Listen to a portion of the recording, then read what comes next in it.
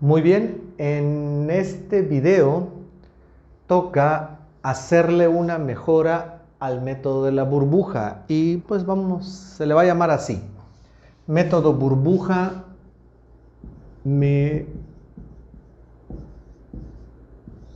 mejorado, ¿no? Entonces, en la primera iteración, el dato mayor ya está ordenado.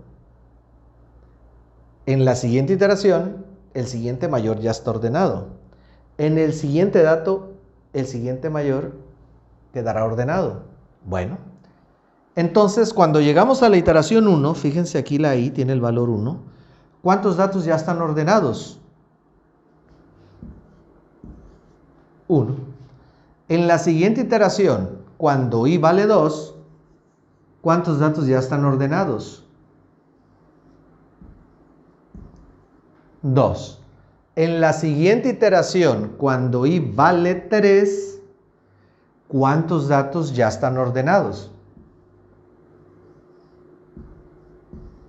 3. Entonces resulta que i nos puede servir como un contador de datos ya ordenados. Entonces podemos evitarnos, a través de la variable i, se puede evitar realizar un buen de preguntas. Entonces, el método de eficiencia del método de la burbuja es n-1 al cuadrado. Esto es la eficiencia. Bien, entonces, en este caso tenemos 5 datos. Entonces, si tenemos 5 datos, estoy buscando dónde escribir.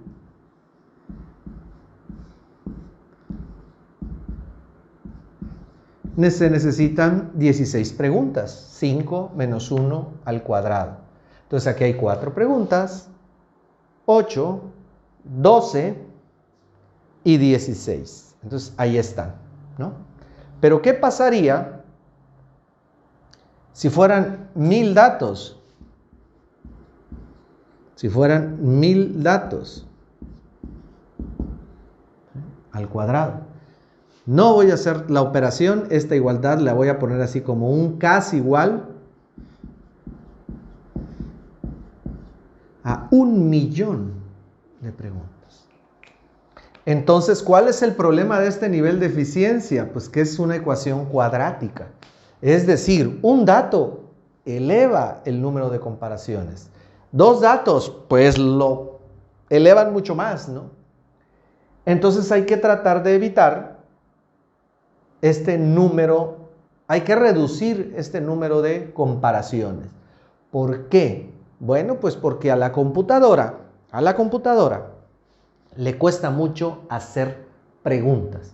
A nivel interno, los circuitos tienen que hacer muchas cosas para poder determinar una pregunta.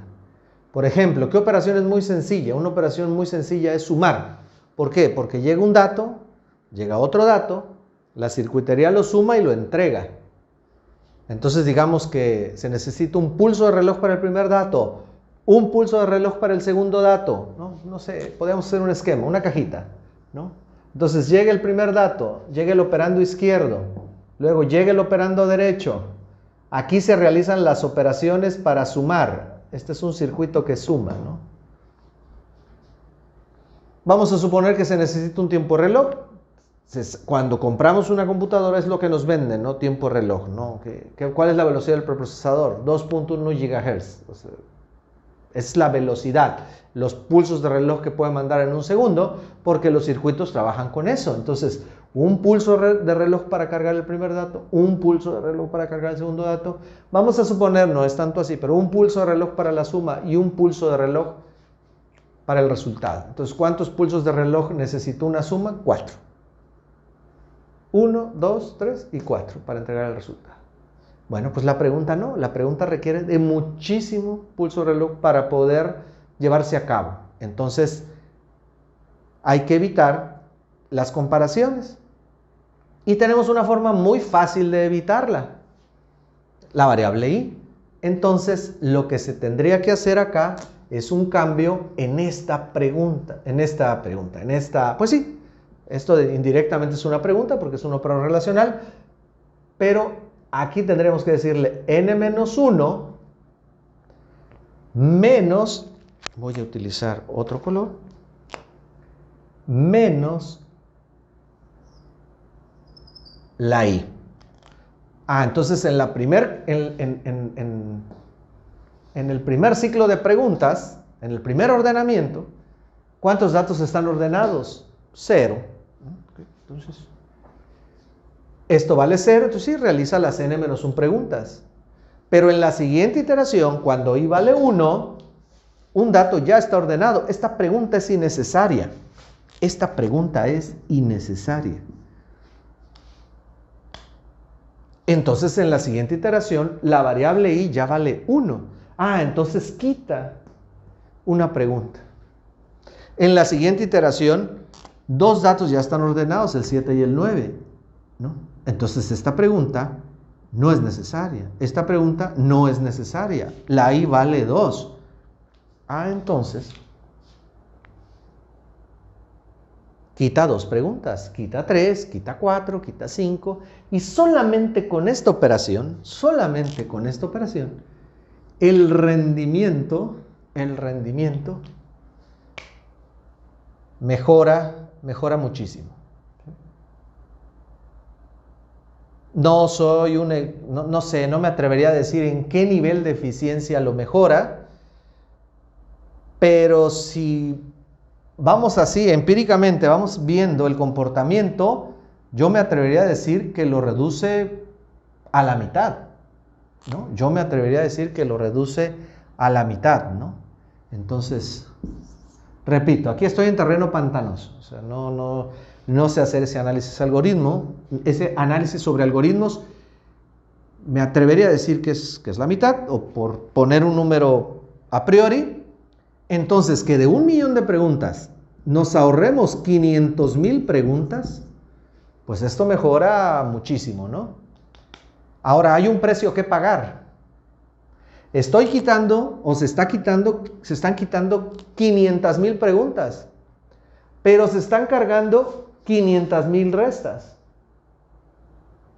Entonces, quito las preguntas, pero el precio a pagar es la resta. Entonces, ¿se mejoró algo? Pues habría que preguntarnos si la pregunta, ¿cuál es el tiempo que consume al procesador hacer la pregunta y cuánto tiempo consume hacer la resta? Bueno, pues les informo que la resta es prácticamente lo mismo que sumar. O sea, sí hay un circuito que permite restar. No hay un circuito que permite hacer preguntas. Es un algoritmo por ahí que hace operaciones básicas y determina si algo es mayor, menor, igual, en fin. Entonces,